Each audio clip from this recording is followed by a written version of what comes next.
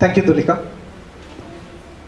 As Tulika said, I was very much, part of the Indian community here in Washington D.C. area, particularly in Maryland. I went to school at University of Maryland and then worked, just down the road, down Rockville Pike at Hughes Network Systems. But even as I was working here, many of us were basically volunteering for aid, like you see many volunteers here. I joined aid more than 20 years ago.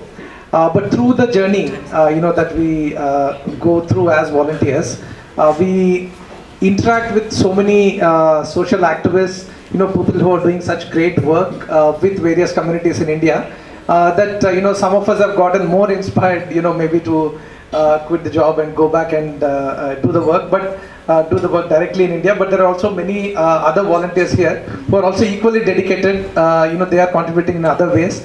And all of you here who are there as supporters of AID, you are contributing in different ways. So I think that all of us together, are making this journey with the belief that we can make a difference. So I just want to share with you about, the work that is going on with farmers, in which I am involved. It's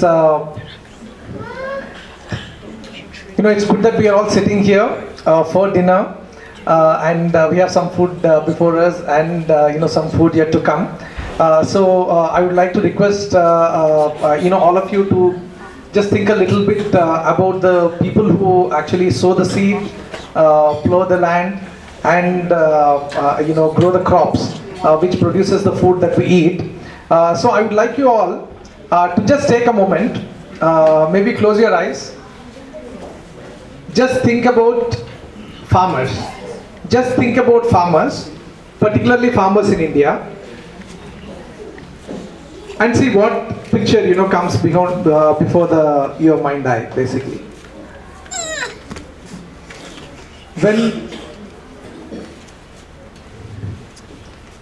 I won't ask each of you, what you thought about, but I think when we did this exercise in other places, basically some people think about lush green fields.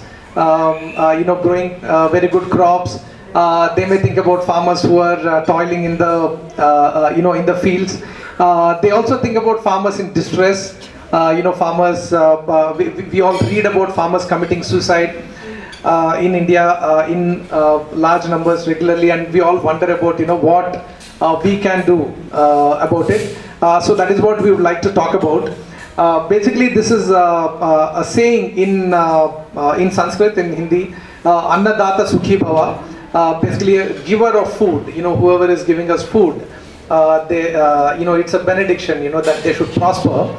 In a way, it is a blessing not only upon the people who are giving us food, but upon ourselves.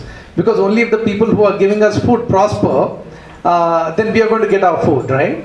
In a sense, it's it's something which connects all of us with each other in this mutual connection. So I would like all of us to spend some time thinking about the farmers of India.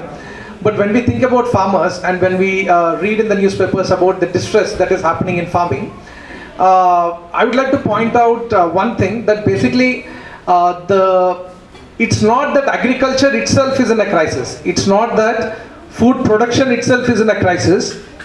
If we look at the last 10 years, Indian farmers have raised the food production of the country 1.5 times.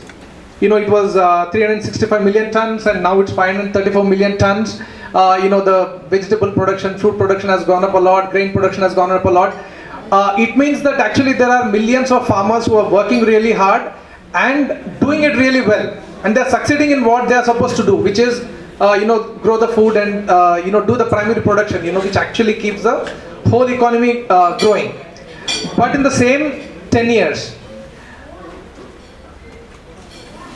150,000 farmers in India have committed suicide. That's basically almost every half an hour a farmer commits suicide in India. So what is the disconnect? What is the disconnect? That people who are doing their job really well, people who are actually playing a very crucial role in sustaining, not just the economy, but human life itself, right? They are maybe the most important segment of human civilization. Civilization itself, as we know it, started when actually people started settling down and doing agriculture. So the fulcrum of civilization, which is agriculture, people who are doing that really well and raising the food production are committing suicide. So what is happening? What is the disconnect? And then the question is, what is our role in all this, and what can we do about it? So there are many problems. There are many problems which are causing the farmers to commit suicide, causing the crisis in agriculture. But we won't go deep into all the causes and the analysis, but focus more on what we can do. But before that, I would like us to watch a couple of videos so that we get a sense of what is it that the farmers are going through.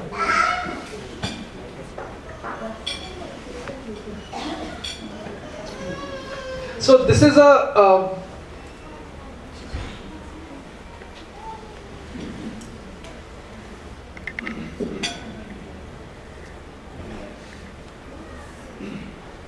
this is a video clip from Telangana. It's a state. My primary work is in Telangana and Andhra Pradesh. This is from a village in Nalgonda district. So I would like to just play this video. This is from a family of a farmer who committed suicide.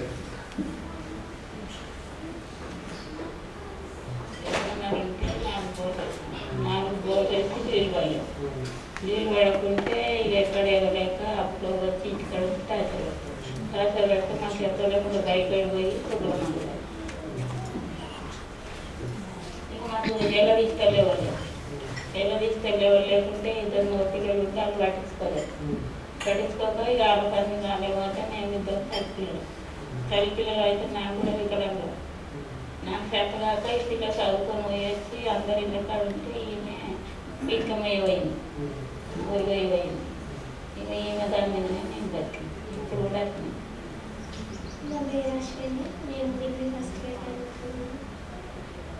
మా ఇంట్లో మా నాన్న నేను 8th class చనిపోయాను. వేసి మొత్తం పెళ్లి కప్పులు ఇచ్చి అది తీర్చలేక నా ఇంట్లో ఎవరైనా ఉంటే మమ్మల్ని పట్టించుకోరు.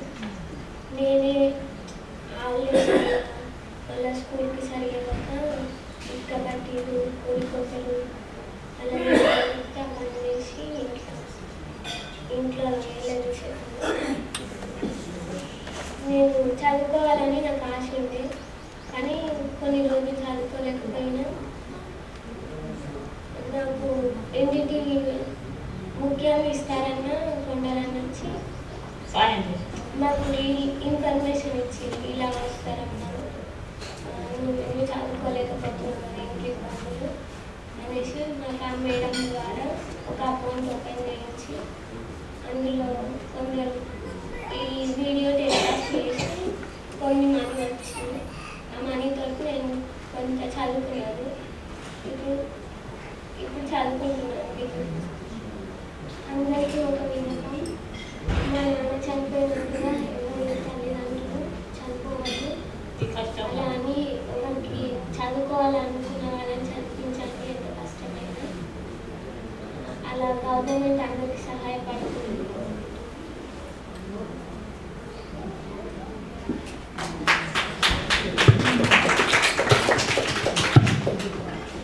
Yeah, so we were talking about children going through difficult circumstances. Basically, Ashwini, having to work in brick kilns is one of the hardest work actually, even for adults. And at 13 years age, she had to work in brick kilns to basically just keep her family going. So there are thousands of families like this in Andhra Pradesh, in Telangana, in Maharashtra, in West Bengal, in even Punjab, which is considered as the cradle of the Green Revolution. So we are trying to reach out to the families. These are the families which are maybe most in distress because first of all they were in an extreme distress situation. Therefore, the farmer had to commit suicide. So now they are actually in a worse position than that. So we are trying to reach out. So through our work in Telangana and Andhra Pradesh, we are able to actually bring the focus of the government, of the media, of the public onto the issues of farmer suicides, so that many people are able to come forward. And what she is referring to is basically that when the media approached us on the issue of farmer suicides, we took them to several such families, and NDTV had broadcast a program which covered her, and then several people came forward to help. So we have this network that we've created, where many people who are concerned about farmers' issues, about the situation of the farmers, are coming forward to help, and we are playing a role of facilitating that to happen. So basically what we are trying to do is both trying to see how we can help the families where the farmers have committed suicide, and also how to prevent farmers suicides from happening.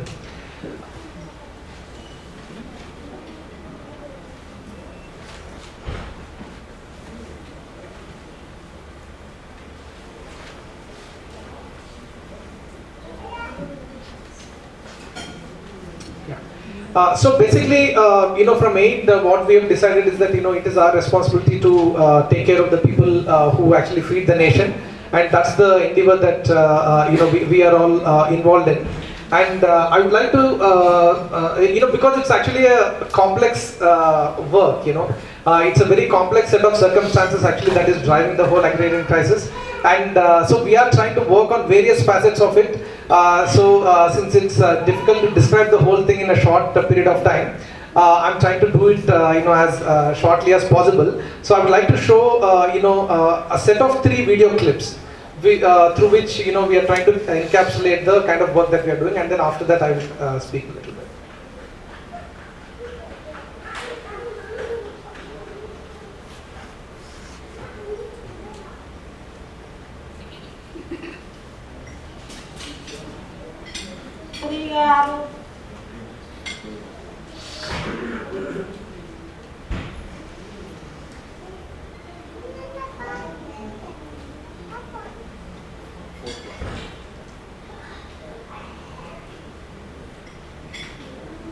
ఆ రోజు current పెడతాను వచ్చిండు. ఎవరు అడిగింది నాకు తెలియదు కదా, నేను ముందుకు వస్తున్నామో నాకు తెలుసు. ఇక ఇడిగా వచ్చిండు కరెంట్ పెడతాను రాత్రి 1కి 2 వరకే మందు తాగిండని చెప్పిండు. 2 వరకే కదా మేము వచ్చే వరకే నోటి మాట లేదు, అలా సూపు లేదు, చీరలు వేసుకోకపోతే చచ్చిపోయిండు. సారే చేసిండు రాము సార్, విధం రాము సారే చేసిండు. ఇక ఎవరు మీరే కలుపుకొని చేసారు. ఇక సార్లు ఇస్తేనే ఆ సార్ చెప్పిండు, ఆ సార్ ఇస్తేనే ఇక మళ్ళీ ముందుకు నేను ఈ చేను ఏది పెడతా అనే అప్పుడే కూకున్నా. చేనులు పెట్టా నా నుంచి కాదు ఉన్న స్థుతా నేను అట్లా నుంచి పెడతా నేను చెయ్యా అని అనుకోగానే అట్లా వేయద్దు చెల్లె, నువ్వు చేసుకోవాలి, బతకాలి, నీ పిల్లలు ఎట్లా బోధించుకుంటావు అని మళ్ళీ నాకు సాయం చేస్తేనే ఈ చెట్లు పెట్టినా, ముందర బెండ చెట్లు పెట్టినా అయిపోయింది. నీళ్ళు పారంత మందిమే పెట్టుకొని కూడా పారంత మందిమే పెట్టినా, అక్కడ సైడ్ పెడితే అయిపోయింది. టమాటా చెట్లు పెట్టినా. ఇక దీంతో ఇప్పుడు బతాను సార్ నేను. ఇక అంతకు మించి ఇక వేరే అది ఏం లేదు. ఇంతో అంతో కొంచెం కాకుండా కొంచెం మేము సాయం చేస్తాము, నీ పిల్లలు ఉన్నారు ఇది సాయం చేస్తాము, మేము అట్లా సాయం చేస్తాము, మేము ముందుకు వస్తాము, నువ్వు బతకాలమ్మా, నువ్వు సాధించుకోవాలి, నీ పిల్లలు చదివించుకోవాలి అన్నాడు. నేను పిల్లలు సుద్ధా చదువు బంద్ చేస్తానంటే నేను ఏదానికైనా మేము అడుగుతాము, మేము వస్తాము అని అన్నాడు. అందుకనే సరే మంచిగా ఇంటికి వచ్చి కూడా చెప్తాను మన అన్నల్లాగా.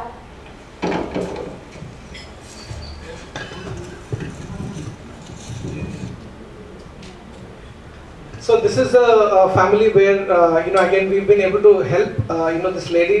She's a very strong lady who has really stood up in difficult circumstances, and the help that we have provided may be actually pretty small, because it's about 10,000 rupees that we were able to mobilize to support her to get her to set up that vegetable farm in the little land that she had.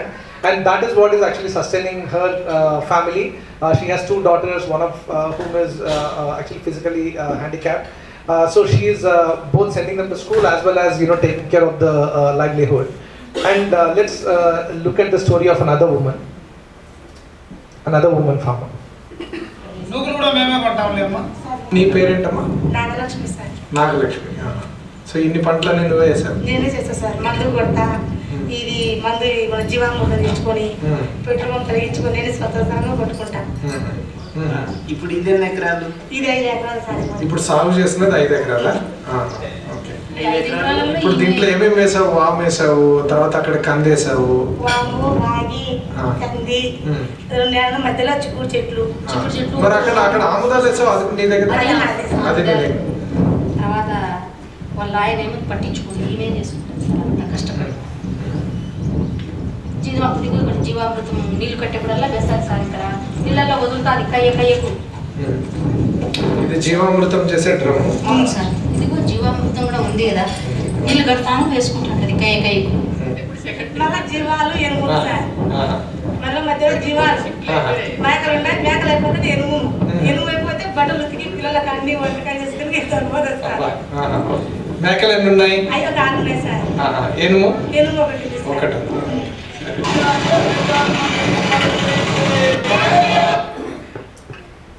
So that's the story of Nagalakshmi, who's a woman farmer in Kadapa district. It's again one of the dry regions of Andhra Pradesh in the Rayalaseema region. And what she has done is, through the help of one of our partners, VRDS, where there's a person called Vijay Kumar, who's a very, very dynamic activist who goes around, training farmers in how to shift to sustainable agriculture practices so that their costs are lessened, they don't go into debt. At the same time, they actually can produce more crops, on the same piece of land. She was talking about how she produces more than 8 crops in that, in the 5-acre land that she has. And now she is able to actually, though her husband actually doesn't even help in the farming, she is able to do the farming on her own. And we've also assisted her in some other ways in terms of setting up a drip irrigation system and so on. So basically, this is the second aspect of our work, which is to help farmers get better income and better sustainability, both ecologically and economically. So that's the second aspect of our work, which goes a long way towards preventing farmers from falling into debt and committing suicide. And this is about the third aspect of our work.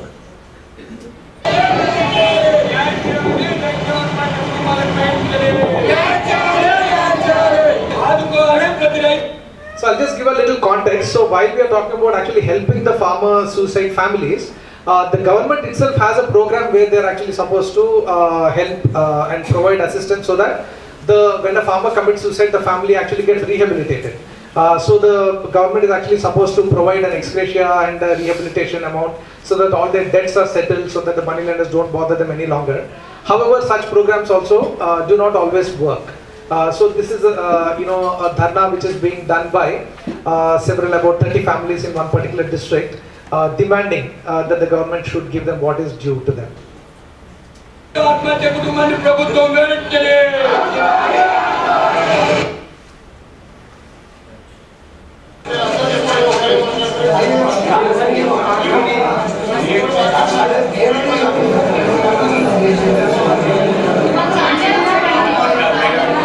Release చేయడం అయింది, సంతకాలు చేయడం అయింది. ఆ సంతకాలు అయిన తర్వాత చెక్కులు రాయాలి కదా, చెక్కులు ఎవరి మీద ఎవరి పేరు మీద రాయాలి? చనిపోయిన వాళ్ళ సొంత వాళ్ళు ఎవరైతే దగ్గర బంధువులు ఉన్నారో వాళ్ళ పేర్ల మీద రాసి పంపించాలి. ఏ జిల్లాలో కూడా మనకి ఎవరు రిలీజ్ చేయలేదు, మన జిల్లాలో మనం రిలీజ్ చేసుకున్నాము. మీకు డబ్బులు వారం రోజుల్లోగా ఖచ్చితంగా ఇంటికి వస్తుంది.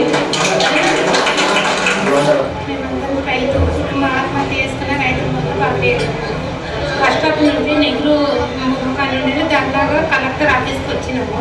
కలెక్టర్ చాలా స్పందించింది. వెంటనే మీ అందరికీ డబ్బులు వచ్చేలాగా ఎక్స్ప్లేషన్ వచ్చేలాగా సహకరిస్తామని చెప్పింది. నీటి గురించి బాగానే చెప్పింది. ఇట్లాంటివి మళ్ళీ మళ్ళీ జరగకుండా చూసుకోమని ఎక్స్ప్లేషన్ వచ్చిన వాళ్ళకు 16 మందికి వచ్చినాయని చెప్పింది. తొందరగానే రిలీజ్ చేస్తా అని చెప్పింది. రాని వాళ్ళని కూడా చేయిస్తానని చెప్పింది తొందరగా. మాకు ఆమె చెప్పింది కాబట్టి నమ్మకంగానే ఉంది, వస్తాయని అనుకుంటున్నాను.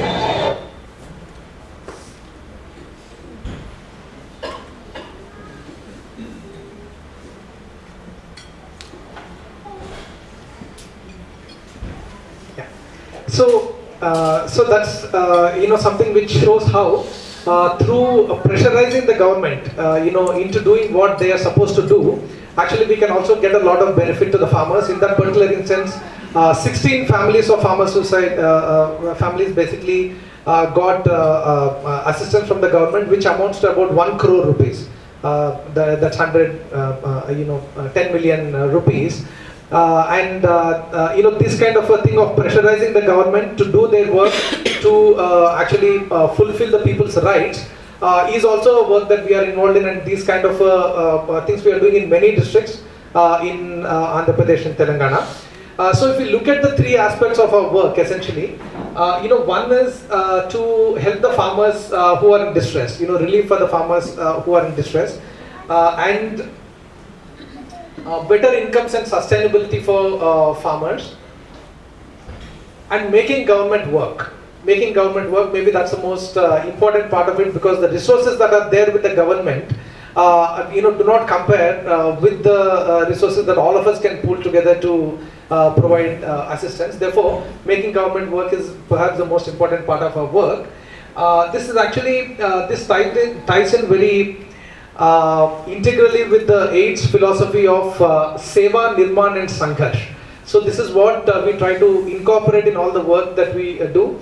Seva is where we are emotionally connecting to a situation of the people and doing whatever we can to make a difference in their lives. In the process, it's also transforming our own lives. Nirman is where we are trying to build a constructive alternative to whatever situation that is there. And Sangharsh is where we are trying to change the system. It's a systemic change. You are trying to bring a systemic change by changing the system so that it actually works better for the underprivileged. So all these three elements we are trying to integrate in our work with the farmers. We have seen how we are helping in the relief of farmer suicide families.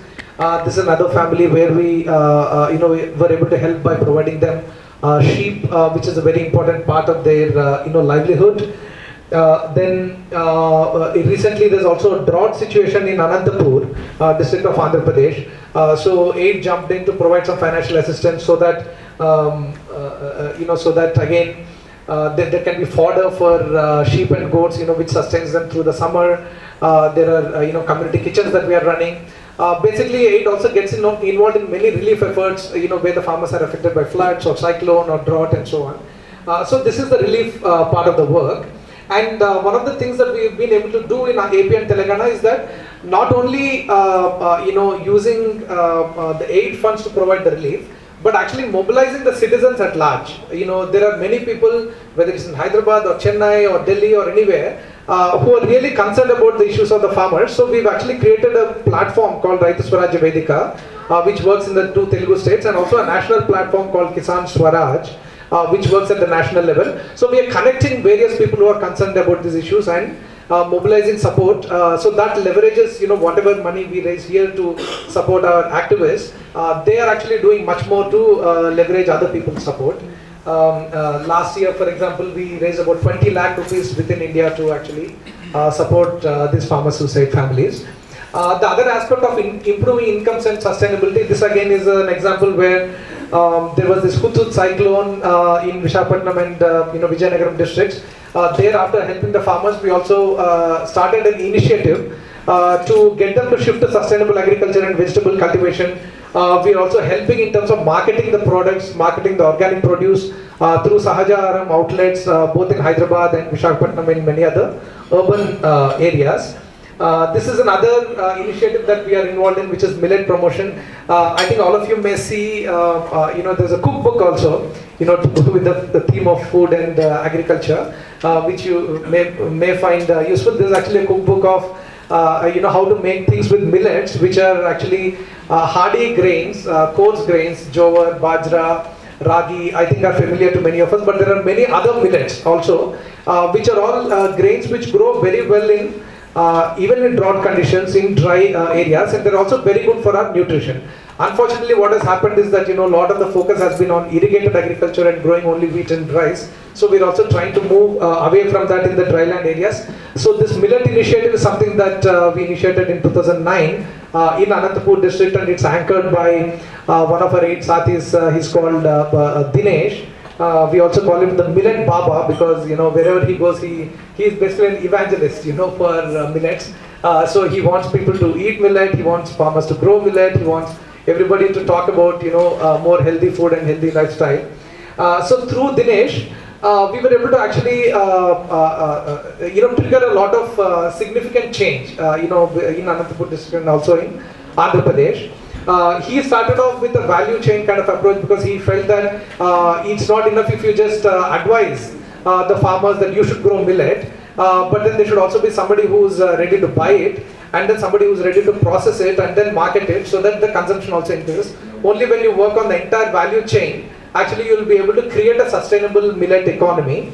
So he started working on that thing end to end, including putting his own money and getting money from his friends to set up a processing unit and so on. So now that has become pretty successful, and it is providing the most high quality processed whole millet grain, especially the small millets like korra, sama, foxtail millet, and small little millet, and so on. And the good thing is that while he was running this plant and trying to make it sustainable, we were all also working to put pressure on the government also to promote millet cultivation. So once you set up a successful model and an initiative which is kind of taking things forward, at the same time we also try to pressurize the government so that they also adopt it, so that it happens at a much larger scale.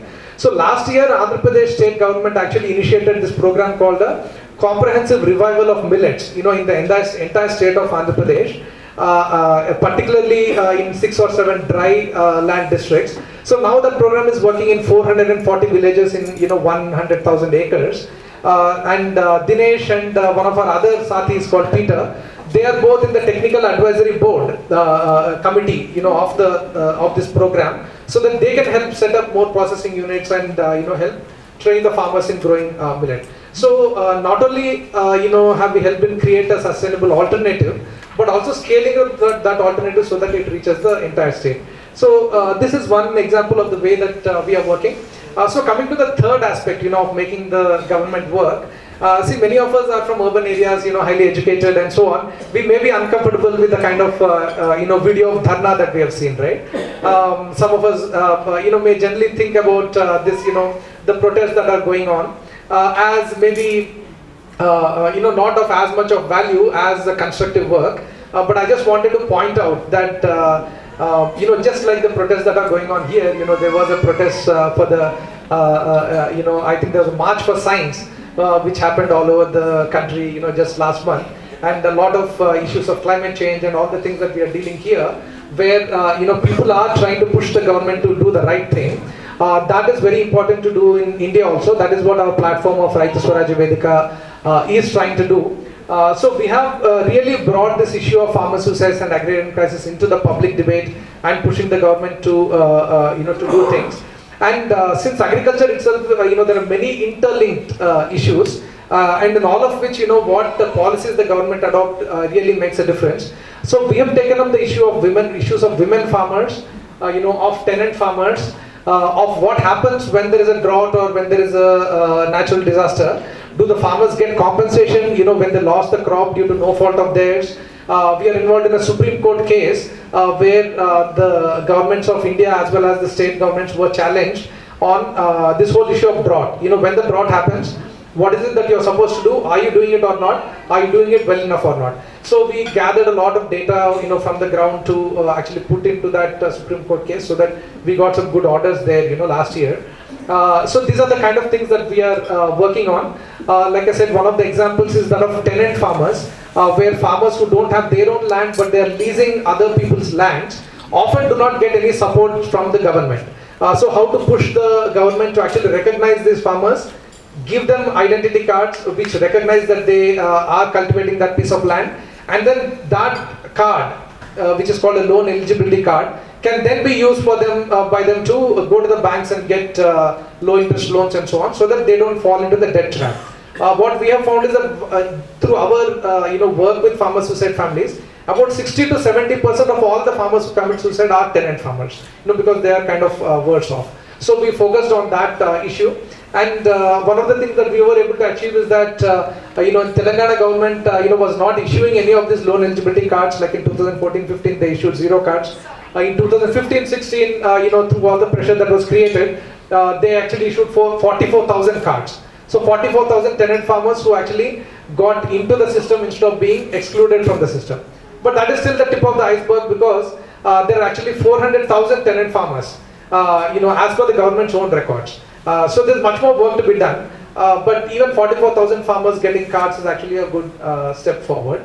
So this is the kind of progress that we are able to make with the government. And I want to just talk about another example where it is not that we are just being outside and pushing government to do. Wherever there is wherever there are spaces even within the government, we try to kind of get into those spaces, insert ourselves, and try to make the work better. This is an example of Vikarabad district in Telangana, where the district collector happened to be a very good collector, very good officer, who's really concerned about the farmers. So as soon as she became a district collector, we had interacted with her in the last 4 years, when she was sub-collector and when she was joint collector and so on. So as soon as she was made a collector, we started an interaction with her, and she basically said that Raitu Swaraj Vedika should try to help in addressing the whole agrarian issues in that district. So together with the district administration, we initiated this thing called Kisan Mitra, which is a helpline for farmers. So we always wonder about what is it that we can do to actually prevent farmers from committing suicide. So one thing is about changing the policies. Another thing is existing policies and existing systems, how to make them work for the farmers. So this helpline, the government itself generally initiates many helplines, but what happens is that when people call, there may not be anybody to pick up the phone. They may not note down what is the problem and refer it to the correct person. How do you follow through so that the problem actually gets solved, right? So that was the thing that we are trying to address. So Raitu Swaraj Vedika, this is an official helpline of the district administration. So they've announced it as an official helpline, but we are managing it from the back end. So that Raitu Swaraj Vedika, we established a call center, we take calls, there are 4 full-time people who are taking the calls, and they actually are following through with those problems with all the district administration. We have in every block in the district, there is a committee that has been set up as part of this whole Kisan Mitra thing, which is headed by the Tahsildar, but which also has members from farmers organizations and civil society organizations. So every problem gets referred to them, and we've also trained a whole network of what we call as Kisan Mitras. These are community workers who are working in every single village. So every single Gram Panchayat of this district has 2 community workers who are all trained by Raitu Swaraj Vedika to address the local problems. So we are hoping that in this district at least, we are able to send out a message that the system cares for you, right? So the reason why farmers go to the extent of committing suicide is basically because they feel helpless. They feel that the system doesn't care for them. The whole society also doesn't care, what happens to them. So we are trying to address that, and hopefully that will actually prevent many more farmers from committing suicide. So this is just one case of a distressed farmer who actually called several times in a single day, saying as much on the telephone that if I don't receive help, I'm going to commit suicide. But through the helpline, we were actually able to get 2 problems solved. One is that that person didn't have a title to the land. Title to the land was not transferred when the father passed away, and that person was doing checkers of the of the revenue offices for more than a year. Now that problem got fixed because it was referred through the Kisan Mitra helpline, and the district administration pushed them to solve the problem. And he also got a subsidy for a drip irrigation system so that his crops don't dry up. So that's just one case. There are many cases like that. So I just wanted to say that this kind of an advocacy and putting pressure on the government can often leverage our resources in a much bigger way. For example, in terms of farmer suicide families, we may have, as aid, we may have not have funded, thousands of farmer suicide families getting, getting support. We may have helped only a few directly, but because we are supporting activists who are actually taking this work forward in a much stronger way, we were able to get about 300 farmer suicide families get 6 lakh rupees. So that's almost $3 million worth of support from the government has reached the farmers. Similarly, if we take the tenant farmers getting cards,